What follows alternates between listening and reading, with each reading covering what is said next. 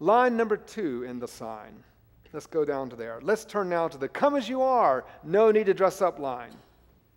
Richard Weaver, in his Ideas Have Consequences, and linguist John McWhorter, 2003, in his book, Doing Our Own Thing, The Degradation of Language and Music and Why We Should Like Care,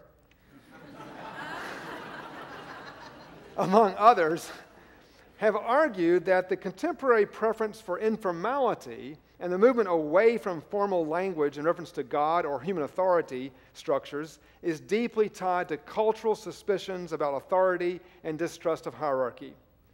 Postmodernity flattens out all hierarchies. No high king, no high God.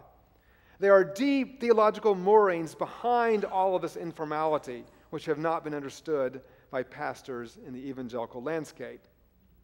Somewhere in America, at some church meeting, a decision was reached to change the name of the place they worshiped from the word sanctuary to worship center or celebration center. In fact, they had built a space which could be used as for a gymnasium Monday to Friday and worship on Sunday.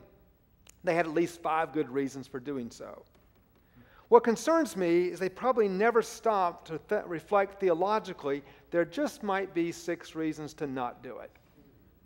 Of course, maybe there were only 4 reasons, and the worship center, celebration center, gymnasium, sanctuary would have carried the day. The point is, that reflection never happened. Somewhere in America on some Sunday morning, the first man or woman walked into a worship service with a baseball cap on and a cup of coffee in their hand. It's now quite common. The pastor would surely offer 3 or 4 impressive reasons why this was the missional way to go. But I can assure you, when the decision was made, theological serious reflection was not invited to participate. Now, these examples seem so small and insignificant, you say, but that's how all drift happens. You see, liberal Protestants never woke up and said to themselves, "Hey, let's adopt an Arian Christology, shall we?" No one said, "Wouldn't it be just wonderful if we could spend the next generation undermining the apostolic faith?"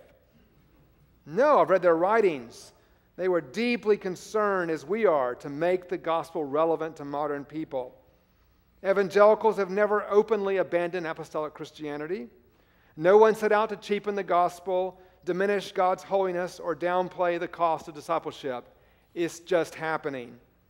A baseball cap here, omitting the word wretch from a chorus there, or Amazing Grace. The pressure to bring in new members made it just best to drop the required catechesis class from membership. Besides, people today are just too busy to attend classes. The call to career missions slowly became short-term missions, slowly became vacations with a purpose. It all happened seamlessly. We brought in a new youth director.